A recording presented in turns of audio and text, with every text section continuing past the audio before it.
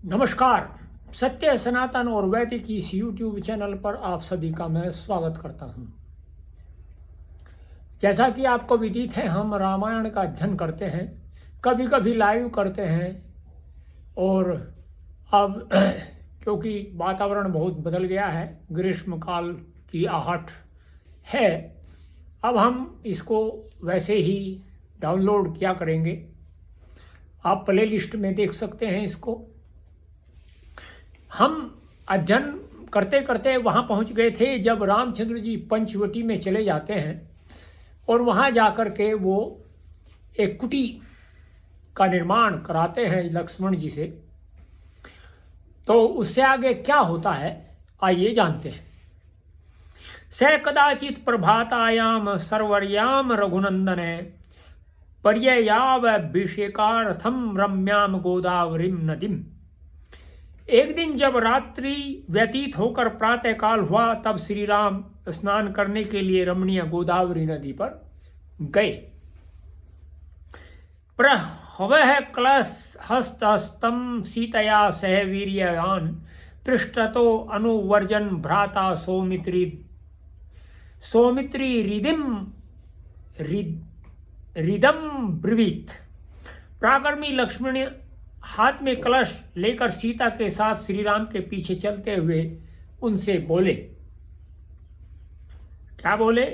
अयम स काल है संप्राप्त है प्रियो यस्ते प्रियम वद है अलंकृत इवा भाति येन संवत्सर शुभ है।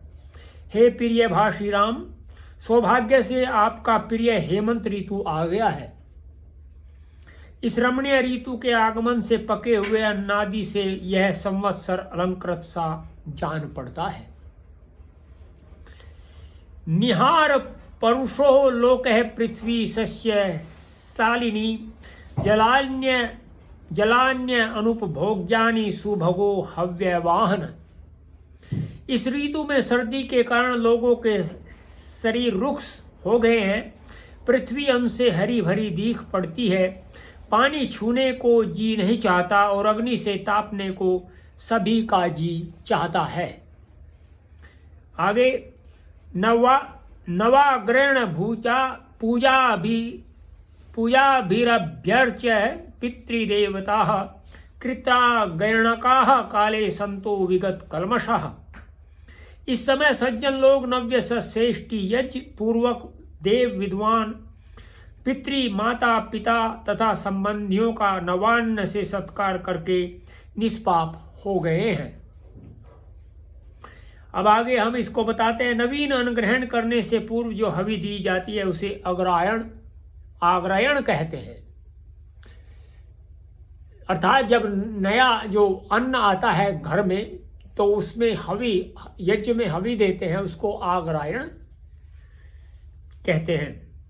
इस प्रमाण से यह स्पष्ट एवं निश्चित है कि दीपावली पर्व का श्री राम के राजगद्दी पर बैठने से कोई संबंधी नहीं है। यह वैदिक पर्व है। रामायण काल में भी दीपावली पर्व मनाया जाता था, अर्थात राम के समय भी दीपावली होती थी। जब राम थे और राम के समय भी दीपावली होती है, अर्थात जब वो वन में थे तब भी दीपावली होती थी। तो आप समझ सकते हैं ये दीपावली को जो है लोग किस प्रकार से, ये जानते नहीं है वैसे लोग। खेती आदि करके अनेक जीवों की हिंसा होती है। यज्ञ करने से वायु के शुद्ध होने से अन्न जल की शुद्धि होकर पुण्य प्राप्त होता है। ऐसा करने से जो मनुष्य के द्वारा हानि होती है जीवों की, वह उस हानि की पूर्ति करने का यत्न करता है। जो हानि हो गई है फल तो उसका प्राप्त होगा, किंतु वह प्रयास करता है कि मुझे अच्छे कर्म करने चाहिए, उन अच्छे कर्मों के द्वारा उस हानि का जो फल है मैं उसको थोड़ा कम कर सकूं। आगे राज्य कामा जनपदः संपन्तर्गोरशः विचरन्ति महीपाला यत्रास्था विजिगीषवः। इस समय जनपद के सभी लोगों की कामनाएं वस्तुओं की प्रचुरता के कारण पूर्ण हो जाती है। अन्य ऋतुओं की अपेक्षा इस ऋतु में गोरस दूध दही भी अधिक होता है। विजय के इच्छुक राजा लोग भी इन्हीं दिनों में रण यात्रा करते हैं। अब आप समझ सकते हैं ये कितनी एक कह सकते हैं एक सत्य वचन है। आप देख सकते हैं वर्तमान काल में जो है गाय का जो ये कह सकते हैं गाय मैं इसको इस प्रकार से कहूँ कि जो भैंस होती है वे तो जो है दुग्ध कम देती है, लेकिन इस समय जो है गाय वो प्रचुर मात्रा में जो है दूध उनका होता है और सबसे अधिक गाय जो है इस समय प्रजनन करती है। ये एक सोचने की बात है। ये रामायण काल में भी ऐसा ही होता था। मृदु सूर्य शनिहार पटु शीतः समारुतः शून्यारण्य हिमध्वस्ता दिवसा भांति सांप्रतम। इस ऋतु में सूर्य पहले जैसी गर्मी नहीं रहती, अतः सूर्य की किरणें सहने योग्य हो जाती हैं। कोहरा पड़ने तथा शीतल वायु चलने से शीत प्रबल हो जाता है। वन में रहने वाले लोग शीत के कारण इधर उधर नहीं घूमते, अतः वन सूर्य से जान पड़ते हैं।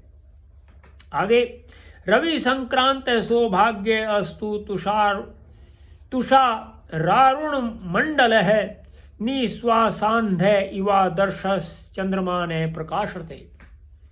चंद्रमा का सौभाग्य सूर्य ने ले लिया है।